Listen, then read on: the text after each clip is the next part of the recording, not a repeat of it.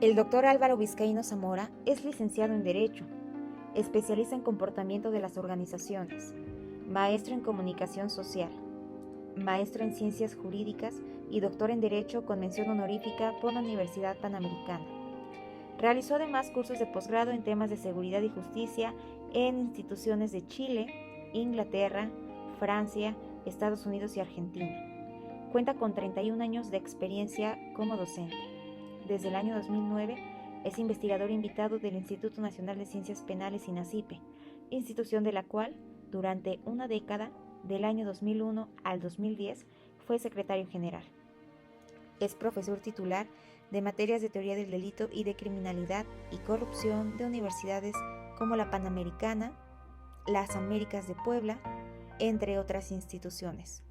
Entre el año 2015 y 2018, a propuesta del presidente de la República y con la ratificación del Senado, fue secretario ejecutivo del Sistema Nacional de Seguridad Pública, institución de la que ya había sido secretario ejecutivo adjunto del año 2010 y 2011.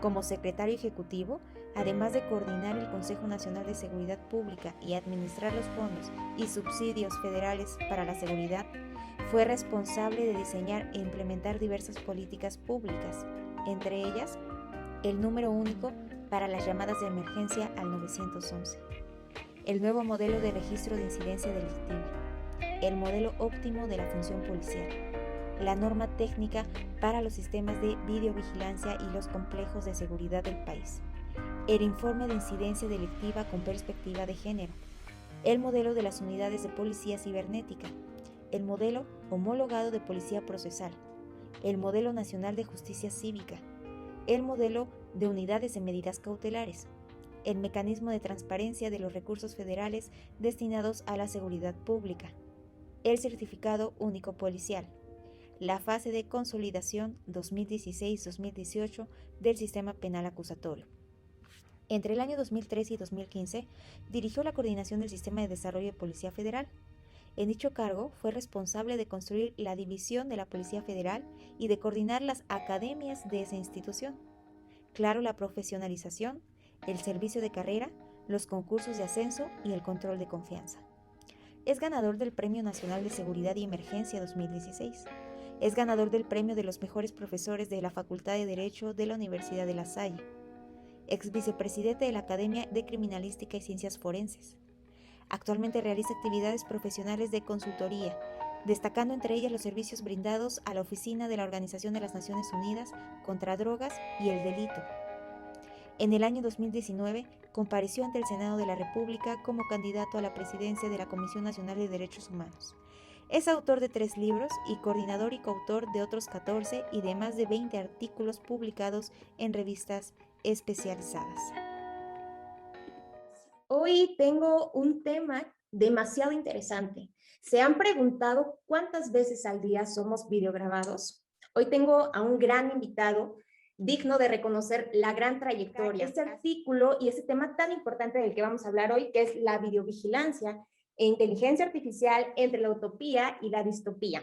Este artículo salió en la Revista Mexicana de Ciencias Penales del Instituto Nacional de Ciencias Penales. La gran pregunta, doctor, es ¿cuántas veces somos videograbados al día y qué factores intervienen en estas videograbaciones?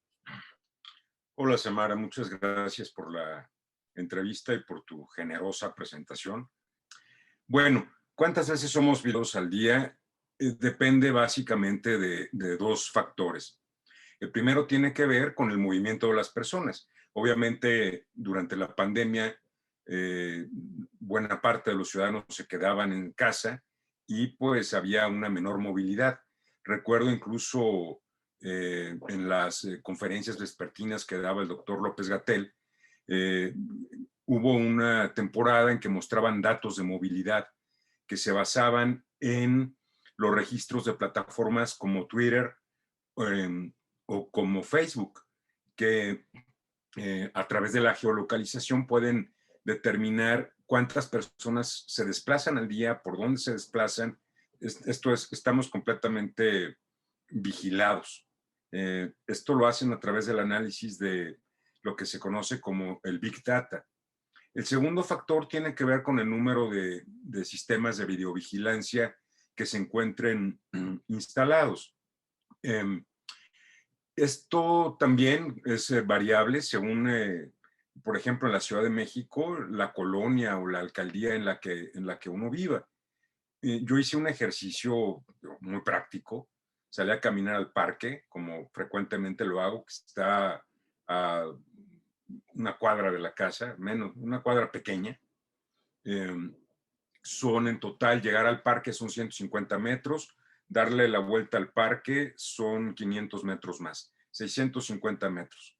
En ese trayecto, bueno, me resultó sorprendente encontrar un número pues impresionante de cámaras. Había 9 cámaras públicas y alrededor de 12 cámaras de videovigilancia privadas instaladas en las casas, en edificios, mirando hacia la calle.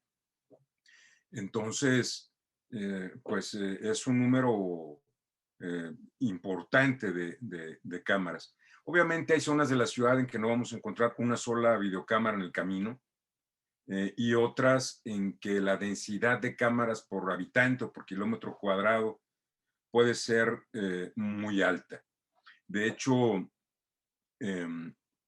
yo me planteé ese ejercicio a raíz de que hace varios años, en un viaje, vi un anuncio de la empresa Kenneth Cole, que es de ropa para caballero, y en el anuncio se ve a través de imágenes de videocámaras públicas y privadas una pareja que está desplazándose por Nueva York para tratar de encontrarse y finalmente cuando se encuentran voltean hacia arriba, ven que hay una videocámara y se colocan abajo del poste para no ser videograbados y entonces se besan, ¿no? Era prácticamente imposible que no fueran videograbados. Ahora, ¿cuántas cámaras hay en la Ciudad de México? En la Ciudad de México, conforme a los últimos datos disponibles, que son, en este caso, del año 2020, del llamado C5, el Centro de Comando, Control, Cómputo y Comunicaciones, bueno, y Contacto Ciudadano de la Ciudad de México, complejo de seguridad en pocas palabras, hay 15,310 cámaras instaladas, de las cuales, conforme a ese dato, 14,554 sí sirven y 422 no funcionan. El mayor número de cámaras se encuentra en la alcaldía Iztapalapa con 2,293 y el menor se encuentra en Tláhuac. Ahora, quizá, este número de videocámaras de la Ciudad de México representa más o menos el 28% de las cámaras que están instaladas en todo el país. Habría que señalar que si vemos los datos nacionales, la información disponible solamente se tiene a nivel estatal, no hay información capturada por el INEGI en el orden municipal. Entonces, reportadas por los gobiernos de los estados, hay 53,949 cámaras conforme a datos del Censo Nacional de Gobierno, Seguridad Pública y Sistema Penitenciario del 2019, que recoge información del año 2018. Yo creo que la siguiente pregunta sería saber si el número de cámaras de video que tenemos en el país, específicamente en la Ciudad de México, son muchas o son pocas, son suficientes o no lo son. Entonces, lo que hice fue hacer un cálculo con base en tasas por cada 1,000 habitantes para determinar en comparación cuántas cámaras tiene México, cuántas cámaras tienen otros países. Por ejemplo, Estados Unidos con 50 millones de cámaras de videovigilancia tiene una tasa de 152,3 cámaras por cada 1,000 habitantes. En comparación, México tiene una tasa de 0.41. Esto es, en comparación con Estados Unidos, tenemos 151 veces menos cámaras que aquel país. Prácticamente la mayoría de los países europeos o incluso asiáticos, pues tienen números considerablemente superiores de cámaras de videovigilancia que México. China, por ejemplo, tiene una tasa de 121.8 o Francia tiene una tasa de 25.7. Reitero los números, Estados Unidos 50 millones y en nuestro país tenemos 53,000, casi 54,000 cámaras, o sea, 54,000 cámaras contra los muchos millones que tienen en los Estados Unidos. Ahora, en México, la industria de la videovigilancia es una industria que está en franco crecimiento, quizá principalmente en el sector privado. Cada vez más son las empresas, las personas que quieren tener mayor seguridad en su edificio, en su zona habitacional, en su condominio, quienes compran cámaras. Y esto se presenta en toda América Latina. El número de la tasa de crecimiento de la industria de videovigilancia en el país es más o menos del 40%. ¿Cómo ves, Samar? Entonces, haciendo estas comparaciones con otros países, pues en cuantía sí hay un menor número de cámaras Mucho de menor. vigilancia cuando en el tema de estadísticas. Un tema muy importante que vi en su artículo es la videovigilancia y los derechos humanos, el marco legal, porque algunas personas podrán cuestionarse, ¿la vigilancia por video puede perturbar las libertades individuales? Esto, ¿cómo lo ve, doctor? Porque, bueno, por otro extremo está la evolución tecnológica que pues abre muchas posibilidades a la seguridad. ¿Cómo se puede dar ese equilibrio? Bueno, el equilibrio debe basarse en 3 pilares ético-jurídicos. El primero de ellos es el derecho a la... Bueno, antes de explicar los 3, debo decir que estos pilares ético-jurídicos están recogidos en la norma técnica de sistemas de videovigilancia del país que construimos durante mi gestión como secretario ejecutivo del Sistema Nacional de Seguridad Pública. Y a su vez, estos se retoman del Foro Europeo para la Seguridad Urbana, que tiene una carta para establecer principios éticos en materia de videovigilancia, que ha sido recogida por 250 ciudades europeas que forman parte de ese Foro Europeo para la Seguridad Urbana. Los 3 pilares ético-jurídicos son, primero, el derecho a la privacidad. Básicamente, las cámaras o sistemas de videovigilancia deben limitarse a grabar espacios públicos o bien espacios privados con acceso al público, por ejemplo, un centro comercial. Los sistemas de videovigilancia no deben estar orientados, los públicos, a grabar la vida íntima de las personas. Me imagino en un poste, una cámara de videovigilancia ubicada en una calle, en un parque, donde sea, no podría voltear y girar para grabar la ventana de un edificio, de un condominio, de una casa, para ver qué están haciendo adentro los habitantes.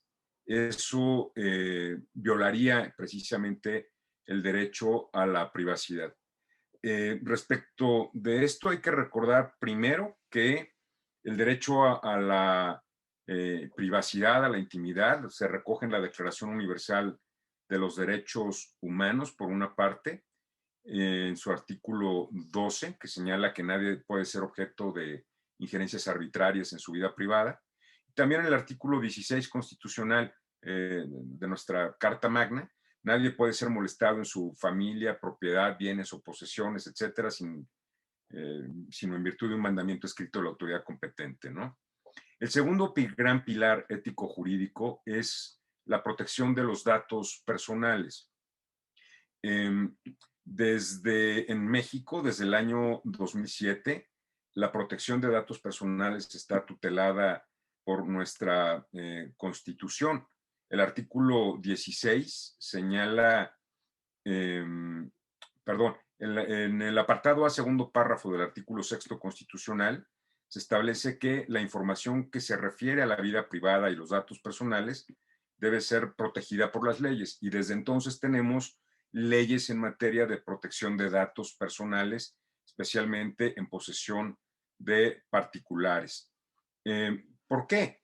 Pues porque, en efecto, una cámara instalada en un parque o en cualquier espacio público podría grabar, imaginen ustedes, a una pareja besándose en un parque.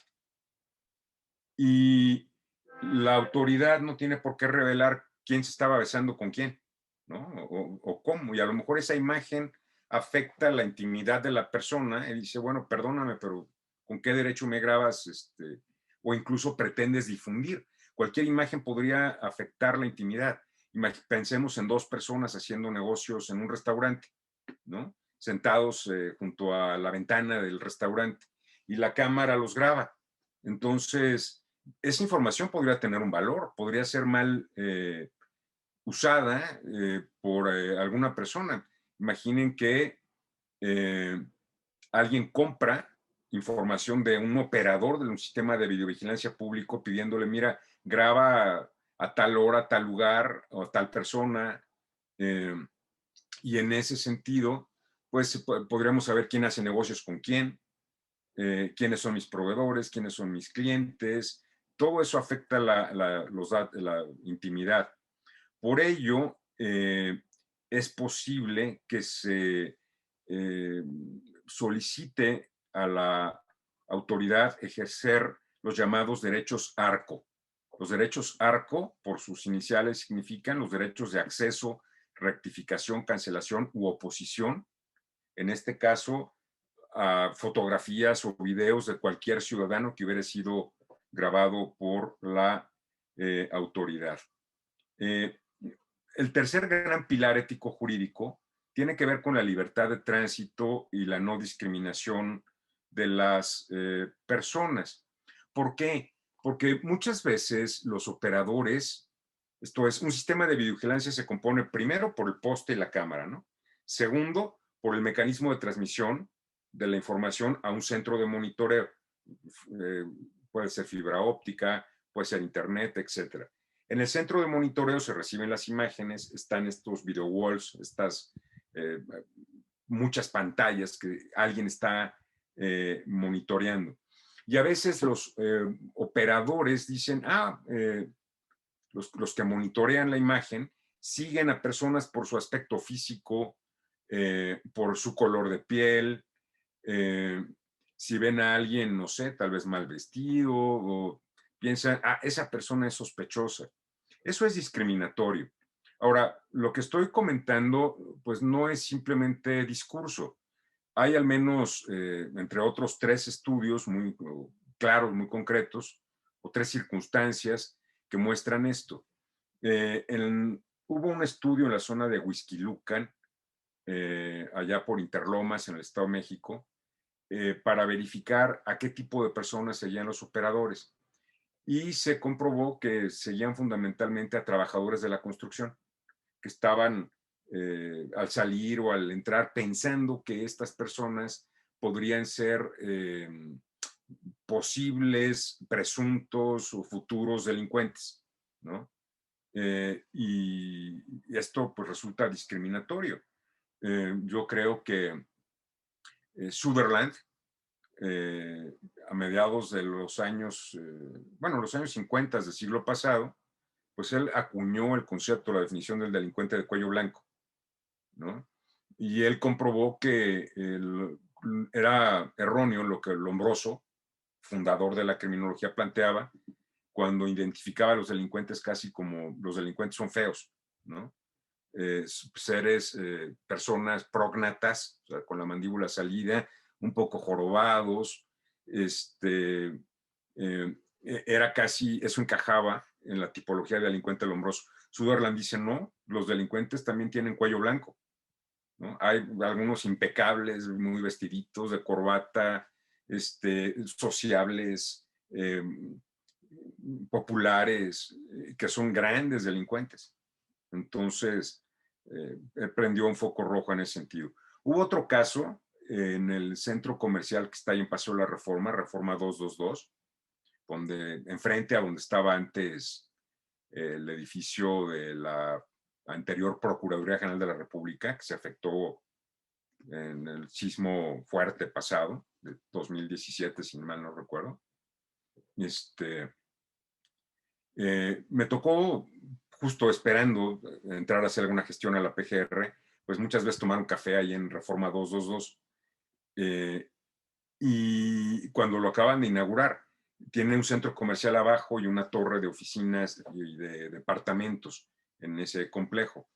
Y por alguna razón era un centro comercial frecuentado por personas de la comunidad LGTB+.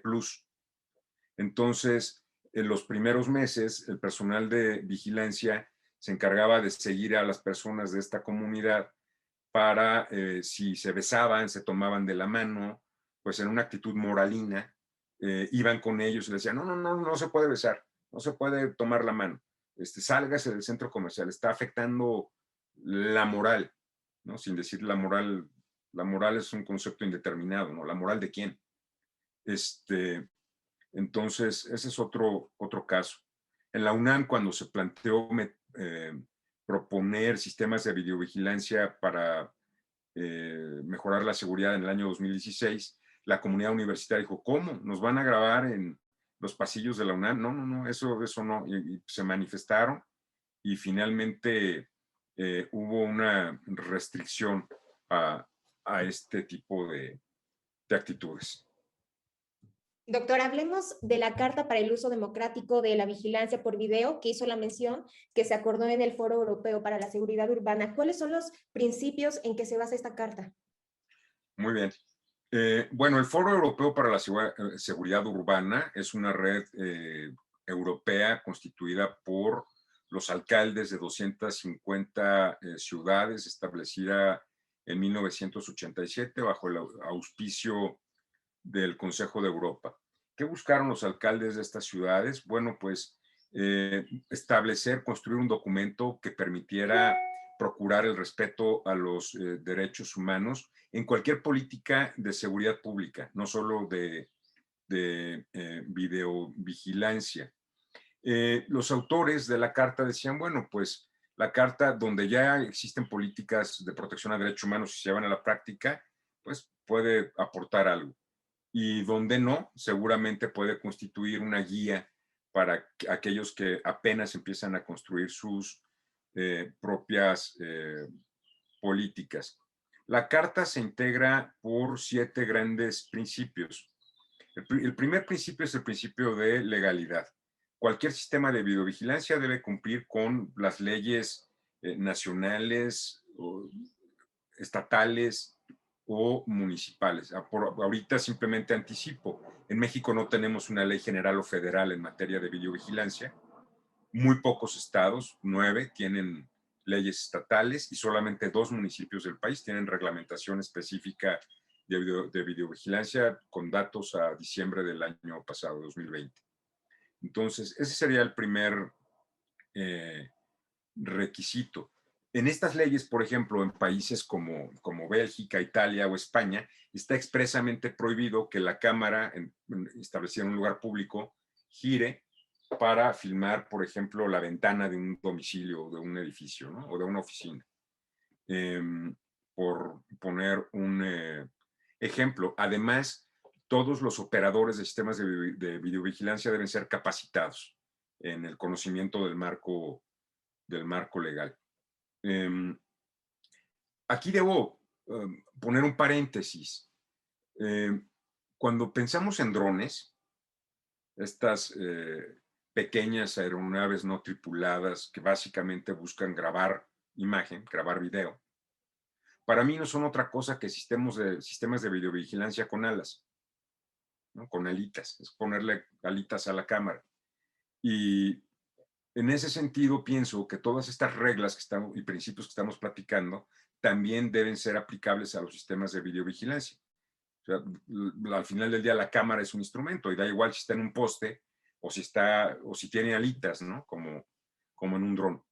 El segundo gran principio es el principio de necesidad. Este principio significa que los sistemas de videovigilancia no deben ser un fin en sí mismos, sino simplemente una herramienta más de las muchas herramientas que puede haber para formular una estrategia de seguridad.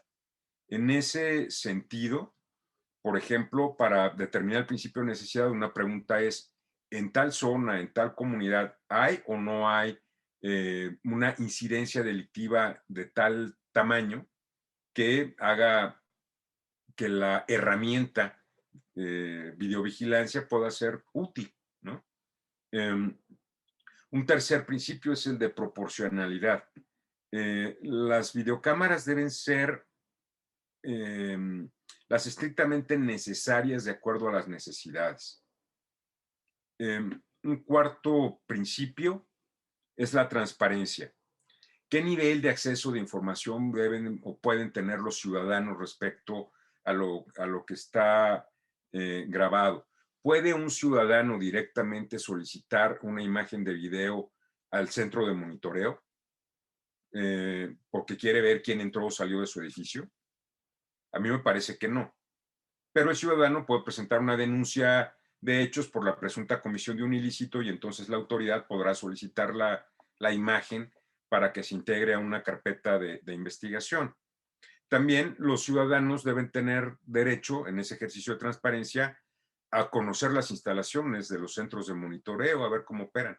Así como en las escuelas se hacen visitas a las fábricas de pastelitos y galletitas y refrescos, pues también deberían organizarse visitas a los centros de monitoreo. El quinto principio es el de responsabilidad. El de responsabilidad significa que el derecho de vigilancia de los espacios públicos debe estar absolutamente restringido a un puñado de autoridades. O sea, no cualquier persona que diga, ah, yo soy autoridad porque trabajo en el gobierno de la Ciudad de México, eso no le hace poder acceder a la información de un sistema de videovigilancia. O sea, deben ser únicamente los operadores capacitados y evaluados en control de confianza los que tengan acceso a la información. El sexto principio sería supervisión independiente, o sea, vigilar a los vigilantes. Que existan, por ejemplo, como pasa en Francia, comités de ética para evaluar de manera ciudadana a quienes tienen acceso a esta información. Y el séptimo principio es la participación ciudadana, que significa que, por ejemplo, en el ejercicio de decidir dónde, cuándo y cómo se instalan sistemas de videovigilancia, pues los ciudadanos que conocen mejor a veces que las autoridades los problemas de su comunidad, pues opinen, participen, dónde sí, dónde no, y con qué alcance establecer este tipo de sistemas. En el tema de las legislaciones mexicanas, ¿cuáles son las leyes y o reglamentos que se cuentan para la materia, por mencionar algunos? Y de estas legislaciones, ¿cuáles son, pues, algunos de los datos relevantes que se desprenden? Bueno, como mencioné antes, al mes de diciembre del 2020, únicamente 9 entidades federativas en México tienen algún marco legal específico en materia de videovigilancia, así como 2 municipios. ¿Cuáles son? Bueno, pues la Ciudad de México, que fue la primera, el estado de Colima, el municipio de Guadalajara, la estoy mencionando en orden cronológico, de la más antigua a la más reciente. Municipio de Guadalajara, municipio de Durango, el estado de Durango, el estado de México, que además de tener una ley, tiene un reglamento de la ley, el estado de Yucatán, Zacatecas, Aguascalientes, Baja California y Morelos. Esas son las pocas legislaciones que se tienen. ¿Qué se puede comentar en términos generales de esta legislación? Bueno, primero, subrayar que hay 23 entidades federativas que carecen de regulación en materia de videovigilancia.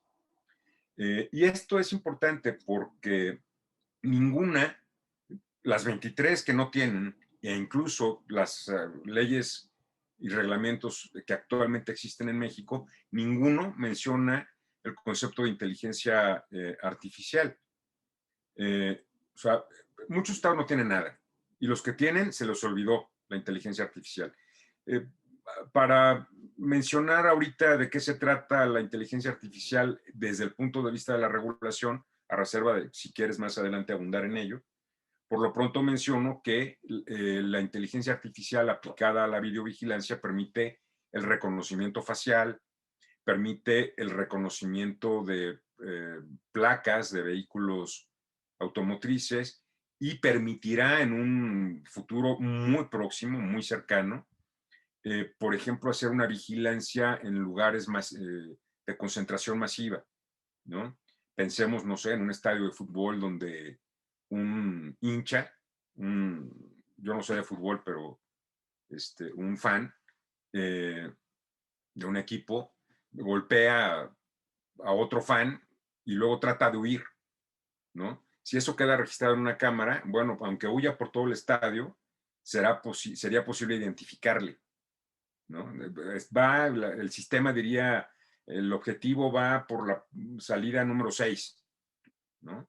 O en un aeropuerto, identificar a una persona sospechosa. Sabemos que hay una persona con un maletín de color negro con rayitas rojas que posiblemente trae una bomba. Bueno, a lo mejor el sistema de videovigilancia con técnicas de reconocimiento facial y de objetos podrían ubicar rápidamente. Ahora, pensémoslo no solo para perseguir delincuentes, imaginémoslo al revés, para encontrar personas perdidas, para localizar personas que han sido reportadas a las autoridades como extraviadas o ausentes, ¿no? ¿Cuántas personas, si metemos la imagen a una computadora o un sistema y la inteligencia artificial procesa la información, a lo mejor dicen el rostro de la persona desaparecida, fulana tal, se vio en el centro de la Ciudad de México, en la calle de Madero, en la cuadra tal. Le hablamos al operador, al policía, hay una persona que tiene lentes y sombrerito de palma, a esa persona, por favor, acérquense a ella porque está reportada como desaparecida para tratar de corroborar la información, ¿no? Entonces, ¿cuál es el tema? La legislación mexicana no tiene nada. Tercer punto, bueno, las leyes y reglamentos. Mi impresión es que los estados, primero lo hizo la Ciudad de México, mi impresión es que otros 8 estados copiaron a la Ciudad de México. Los reglamentos son muy parecidos, las leyes son muy parecidas, pero le fueron poniendo un poco de su cosecha, agregándole cosas a veces un tanto raras o incomprensibles. En ese sentido, pues las leyes tienen casi la misma estructura, las disposiciones generales, los derechos, el objeto y la definición de videovigilancia, algunos principios para las empresas de seguridad privada y particulares. Yo puedo, como de hecho tengo, tener cámaras instaladas vivo en un edificio, en un departamento que tiene una terraza. Yo tengo cámaras que dan a mi terraza, tengo cámaras que dan a la puerta de entrada de mi casa, que dan hacia el estacionamiento y puedo estar viendo mi coche. Pero yo no puedo poner cámaras para estar viendo al vecino o a la vecina, ¿no? Están apuntadas hacia espacios que no afectan la intimidad de los vecinos. Ese es un principio general, por ejemplo, para un particular. Una pregunta común ¿es ilegal poner cámaras privadas para grabar espacios privados? Respuesta, no, si no grabas al vecino, ¿no? Tienen además disposiciones de cómo instalar y retirar sistemas de videovigilancia, de conservación de la información, de protección de datos, etc. Con otros nombres, las leyes siguen los mismos principios que ya mencioné, los 7 principios propuestos por el Foro Europeo de Seguridad Urbana. Hablan de proporcionalidad, idoneidad, intervención mínima, riesgo razonable, peligro concreto, no afectación de la intimidad personal. Hay algunas leyes, como en Morelos o Baja California Sur, en que de una forma, yo creo, desmedida, innecesaria, establecen la obligación a cargo de particulares de instalar sistemas de videovigilancia, por ejemplo, en fraccionamientos, ¿no? En lugares o colonias donde hay unidades habitacionales obligan a los particulares a establecer los sistemas, cuando vigilar, al final del día, es un espacio público, es una calle, es el control de acceso con la pluma al estacionamiento, al fraccionamiento. Bueno, pues sería obligación de la autoridad videograbar o videovigilar los espacios públicos. Además, la disposición es chistoso. En el capítulo de principios dicen principio de proporcionalidad, solo las cámaras que sean estrictamente necesarias.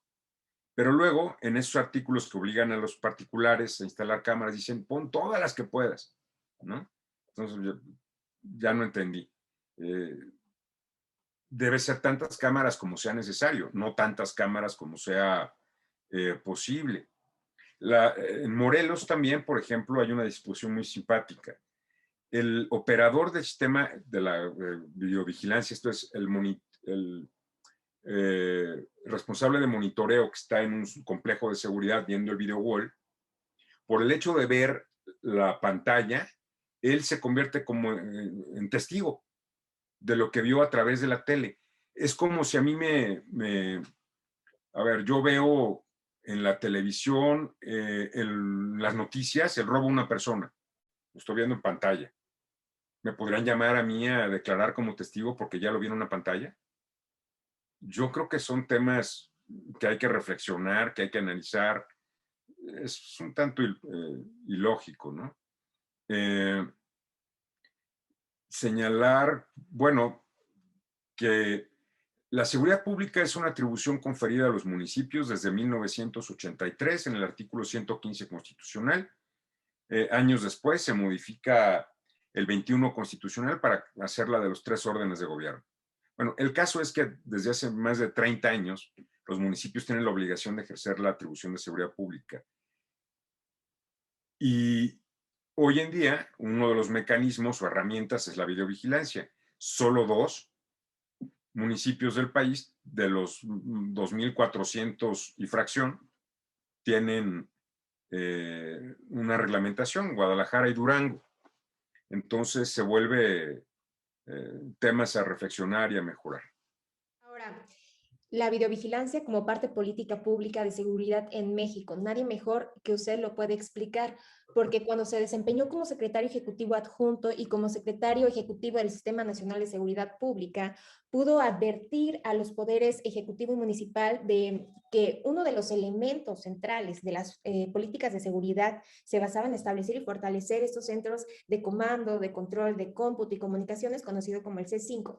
La videovigilancia había convertido un elemento central para la inseguridad y el riesgo, pero usted comenta que eran evidentes algunos problemas como cuáles encontraba. El ejercicio de los recursos federales en materia de seguridad pública se hacía a través de 2 bolsas.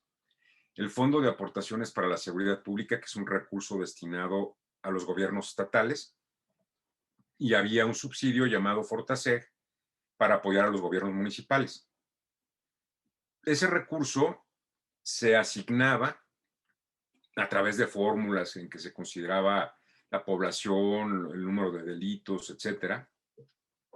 Y había un ejercicio anual en enero, febrero, donde nos reuníamos con una entidad federativa por día. Venían las principales autoridades, el procurador, el secretario de seguridad, el responsable del sistema penitenciario estatal, el director de la academia, los presidentes municipales que habían, conforme a la fórmula de asignación, los municipios resultados beneficiarios del subsidio. Se daba como a 300 municipios del país, pero que representaban, en esos 300 municipios vivía el 90% de la población y se cometía la mayoría de los delitos. En esos ejercicios de negociación de recursos federales, muchas veces escuché la frase en las mesas de trabajo: oiga, jefe, ¿como para cuántas patrullas me alcanza? Oiga, jefe, después de cumplir con sus requisitos mínimos de capacitación y de control de confianza, y ya cumpliendo con lo que el Sistema Nacional pide de elementos básicos, ¿como para cuántas cámaras me alcanza? ¿No? O volteaban con el tesorero del municipio, el presidente municipal: oye, tesorero, ¿cuánto dinero sobró? Cómpratelo en videocámaras. Y pues no, las videocámaras no es a- conforme a criterios discrecionales o al sistema de Melate, que aquí van 10 o 20 o 100 cámaras, ¿no? No funciona así. Vaya, había un problema fuerte de falta de planeación estratégica conforme a diagnósticos y estudios, especialmente en municipios de capacidades menores, eh, donde era casi intuitivo el determinar cuántas cámaras, cuántos sistemas pedir. No había diagnósticos para asignar racionalmente los recursos y precisamente por ello se construyó una norma técnica. Pero del otro lado también había presión de proveedores. O sea, no pocas veces llegan directamente especialmente con alcaldes, los proveedores de tecnología en materia de seguridad. Oiga, alcalde, mire, yo ya le hice el diagnóstico, yo ya le hice el estudio y usted ocupa 400 cámaras con un zoom de 8 kilómetros y visión infrarroja nocturna. A ver, ¿qué pasa? Es como cuando uno va, no sé, a una agencia de coches, ¿no? Quiere comprar un coche nuevo. Pues yo traigo un presupuesto, ¿no? A lo mejor me alcanza para un coche, un sedán mediano. Y el vendedor, pues va a hacer todo lo posible por convencerme que no ocupo el sedán mediano, sino que ocupo el sedán grandote y que me voy a ver mejor si tiene quemacocos y rines fantásticos. O sea, los proveedores tratan de vender. Nunca un diagnóstico, o generalmente un diagnóstico de un proveedor no coincide realmente con las necesidades.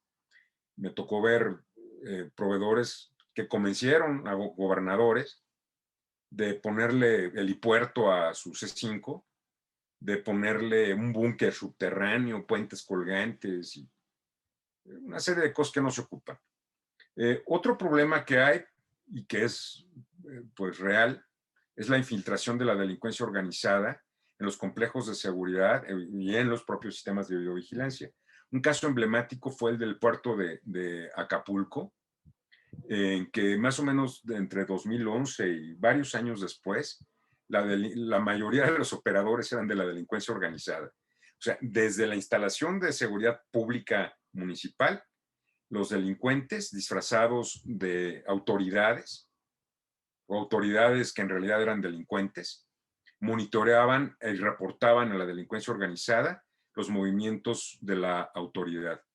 Esto fue del conocimiento público al punto que tuvo que ser intervenido en 2016, en mayo, por las Fuerzas Armadas, especialmente por la Secretaría de Marina, ¿no? La Marina Armada intervino el centro de monitoreo. Y bueno, esos son los principales problemas que advertí. Derivado de eso, ¿cómo debe ser el diseño? ¿Cómo debe ser la planeación e implementación de la política pública? Se construyó precisamente para evitar los problemas anteriores una norma técnica que estandariza las características que deben tener los sistemas de videovigilancia y cómo deben coordinarse o conectarse entre sí. Esa norma técnica, por ejemplo, tiene aspectos propios de ingenieros en sistemas y de las personas, ingenieros en telecomunicaciones, para determinar específicamente qué necesitan, ¿no? Pero hay otras cosas que el sentido común también nos dice y que están plasmadas en esta norma que tiene pues casi 400 páginas y hay un anexo de la norma técnica con otras 400 páginas. Esto es 800 páginas de cómo debe ser un sistema. Se construyó con el Instituto Politécnico Nacional, con la Escuela Nacional de Ingeniería Mecánica y Electrónica, los mejores ingenieros en la materia en el país, personal del Centro Nacional de Información. Y bueno, por ejemplo, las cámaras recomendadas son las cámaras que se llaman o se conocen como PTZ. ¿Qué es una cámara PTZ? Por sus siglas en inglés que significan Pan, Tilt, Zoom. Son las cámaras que podemos ver que tienen un domo. ¿Por qué? Porque al tener el domo, la persona no sabe hacia dónde está grabando la cámara. Entonces, esto motiva que el delincuente o presunto o futuro persona que quiera delinquir, al ver el domo que tapa la cámara, pues no sepa si lo están grabando o si está la cámara viendo por otro lado. Es el principio del panóptico de Bentham. Bentham,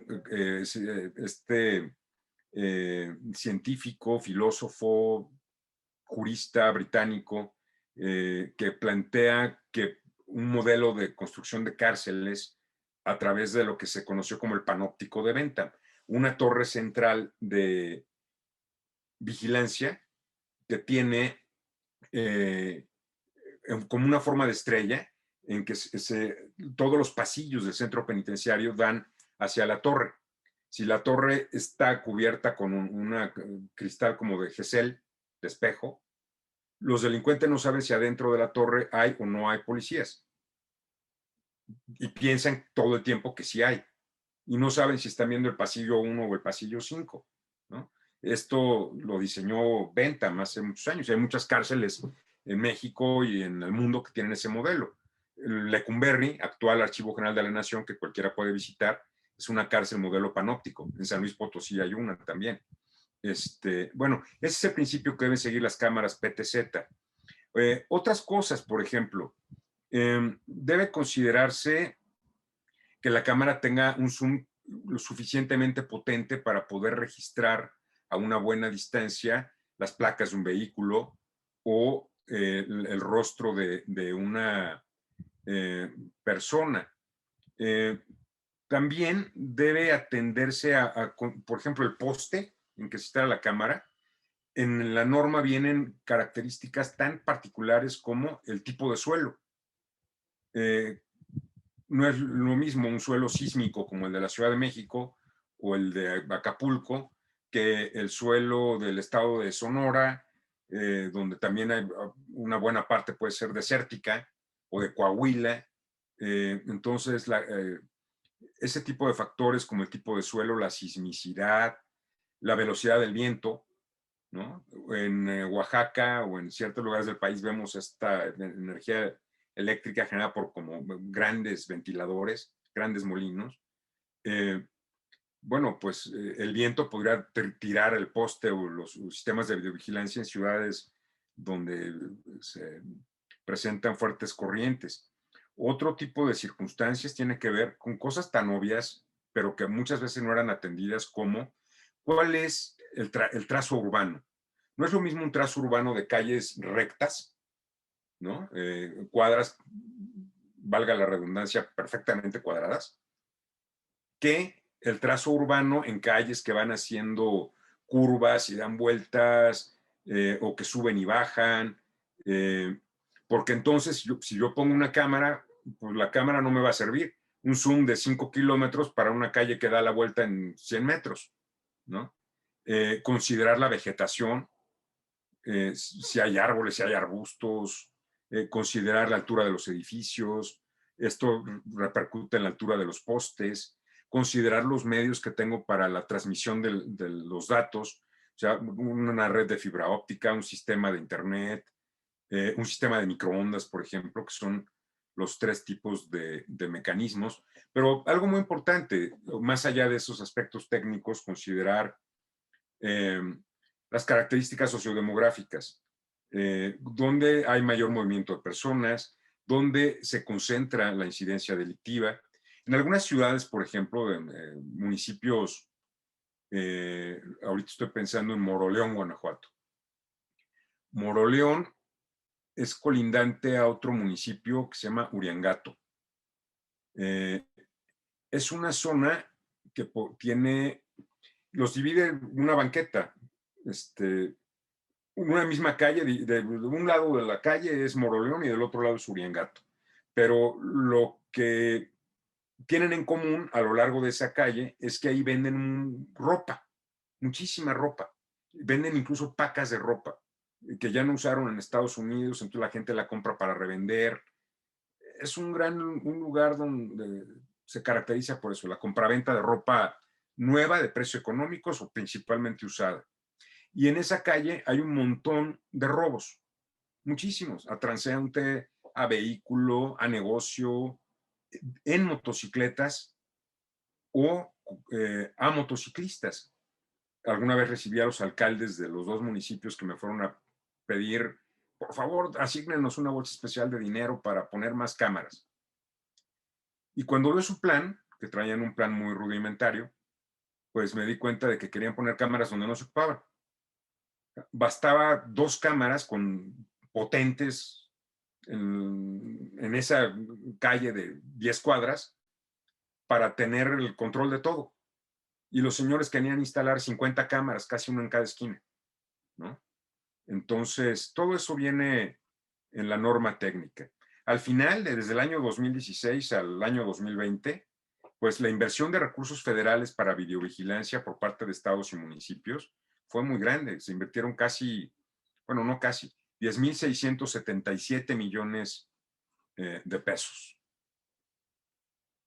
Así es, Samara. Quiero tocar el tema, usted ya nos dio las generalidades, pero de la videovigilancia y la inteligencia artificial, este racionamiento facial de los que nos hablaba, el uso de estas herramientas de inteligencia artificial en el ámbito de seguridad urbana, que claramente está en expansión, y claro, las organizaciones recomiendan aprovechar el potencial de la tecnología de la inteligencia artificial como una herramienta contra el crimen y continuar la investigación de tecnologías defensivas, promover y desarrollar esos marcos seguros de diseño de inteligencia artificial y potenciar claramente las colaboraciones público-privadas multidisciplinares. Pero doctor, denos un comentario porque en estos tiempos con lo que se vino de las pandemias, pues bueno, la tecnología se adelantó en 3 meses lo que se iba a adelantar en 10 años. Es cierto que la tecnología se adelantó muchísimo.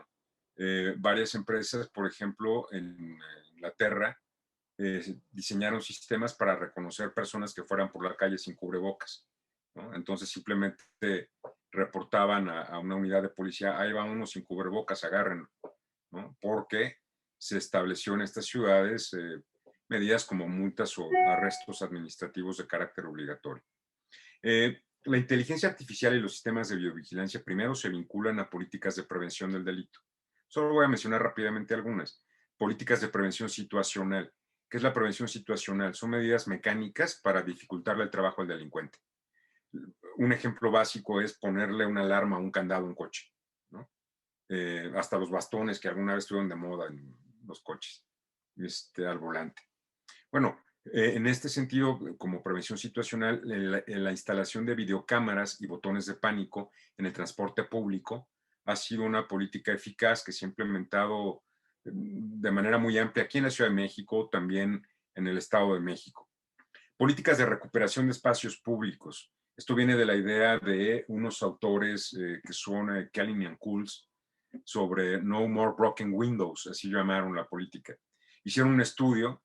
Si un edificio tiene una ventana rota, pues al rato van a echar basura a través de la ventana y luego van a romper la ventana al coche y luego van a grafitear la calle y luego la apariencia de descuido genera una sensación de falta de seguridad y de orden. Los delincuentes dicen, este es un buen lugar para cometer delitos. Entonces, recuperar el espacio público es, bueno, pues píntalo, límpialo, que se vea tan ordenado que dé la presencia de que ahí hay una autoridad o ciudadanos. Y estos espacios recuperados se complementan precisamente con los sistemas de videovigilancia. Otro tipo de temas es el sistematizar la información que se obtiene a través de los sistemas de videovigilancia. No basta con grabar, hay que generar mecanismos para poder hacer el análisis, la recopilación, análisis y explotación de la información de los sistemas, y por ello se generan motores de correlación. En Europa existe un proyecto que se llama Proyecto Magneto.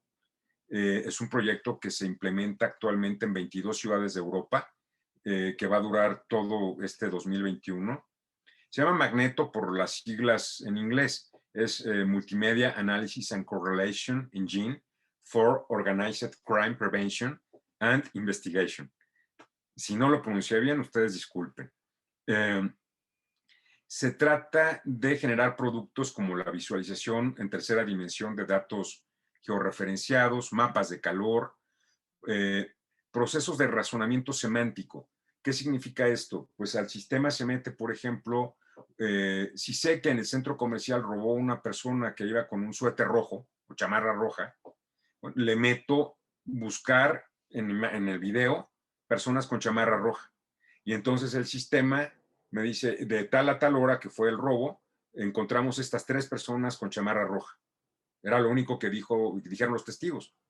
Y a través de eso se puede obtener la captura del rostro y entonces ya se tiene a 3 presuntos sospechosos simplemente sabiendo que traía una chamarra roja, ¿no? Sistemas también que permiten reconocer patrones, como pueden ser tatuajes, decirle al sistema, decirle entre comillas. Me acordé de mi padre que ya murió, pero hace 10 años, él murió en 2011, cuando apenas empezaba a generar esto la inteligencia artificial, me decía, pregúntale a tu teléfono si va a llover, ¿no?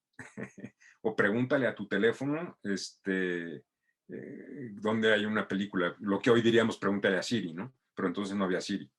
Pues lo mismo, pregúntale a tu sistema si puede localizar una persona que tenga un ancla de tatuaje. Y el sistema puede localizarla.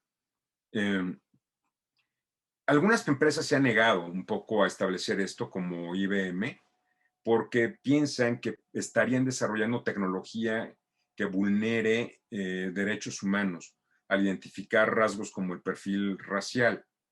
Pero otras se han mostrado absolutamente dispuestas precisamente para combatir el terrorismo, ¿no? Pensemos, como señalé hace rato, en buscar sospechosos en lugares multitudinarios, estadios, aeropuertos, paquetes sospechosos, personas desaparecidas, etc.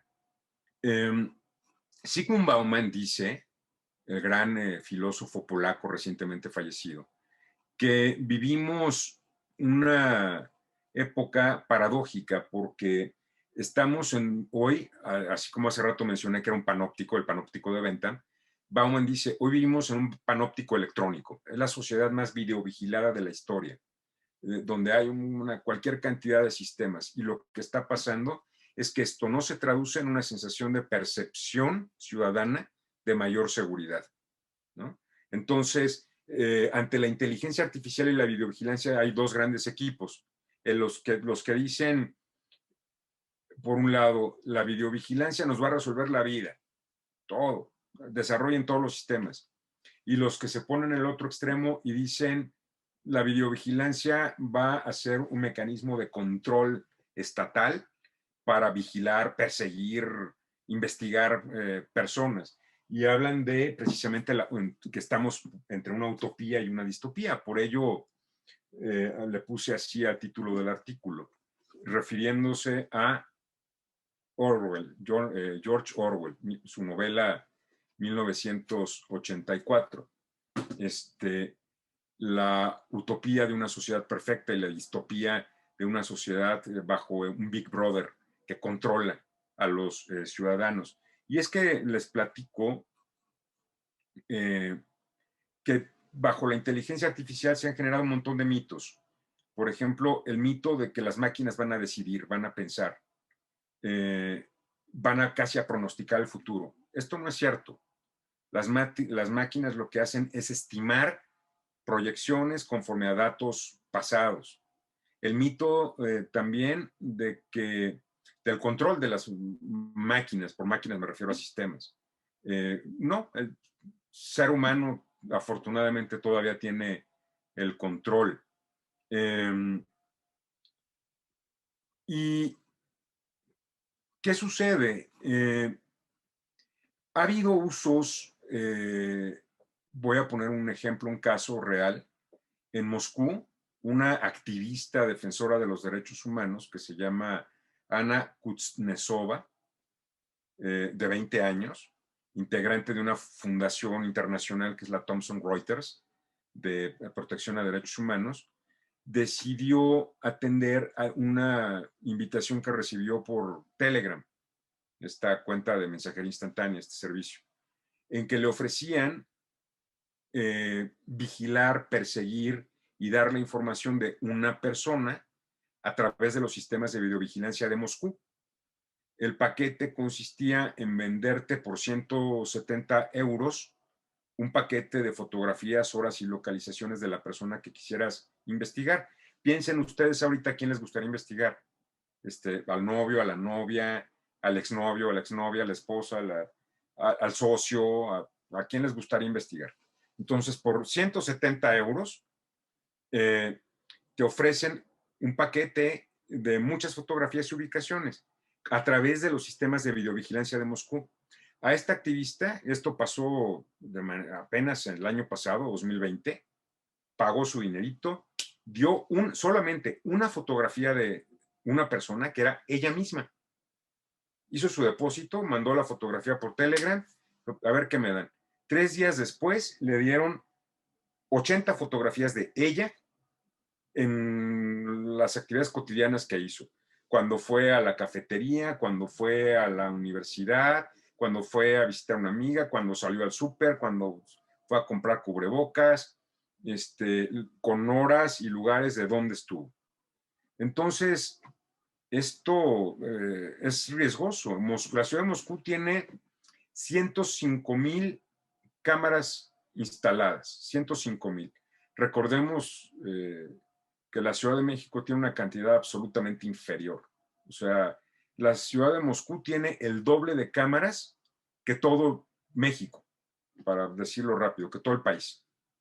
Entonces, esto nos habla de los riesgos que hay en materia de biovigilancia y de preguntas. En ciudades europeas, en Francia recientemente, se promulgó una ley en materia de seguridad donde se prohíbe a los ciudadanos videograbar policías. En la Ciudad de México vemos, y en todo el país, constantemente videos tomados por ciudadanos a policías como para protegerse y decir, estás abusando de mí. Hay preguntas como, bueno, ¿los derechos de los ciudadanos y de las autoridades son iguales o son diferentes? ¿Pueden grabar a un ciudadano un policía? ¿Puede un policía grabar a un ciudadano? En Francia lo querían prohibir por la seguridad de las fuerzas policiales. La principal protesta se basó en esto afecta el derecho de los ciudadanos a estar informados. Si yo grabo, puede ser porque soy periodista y lo quiero subir a una red social. Tuvieron que moderar, matizar la ley. En España, por ejemplo, están planteando establecer sistemas de videovigilancia en los rastros para evitar el maltrato animal. Y quienes trabajan en los rastros se opusieron y dijeron, pues graba a las vacas, ¿a mí por qué? ¿No? Y no hay manera de que grabes solo a las vacas, vas a grabar también a las personas. Entonces, hay muchos temas que serán parte del debate en la próxima década. Qué interesante, doctor. Qué tema tan interesante y para algunos, pues causa un poco de miedo también. No, espero en algún otro momento poder compartir otra entrevista con usted. También, si me es posible poner en la descripción el artículo para que puedan entrar y hacer lectura de él. Y muchísimas gracias. Nuevamente extiendo mi reconocimiento. Gracias a ti, Samara. Con muchísimo gusto. Hasta luego.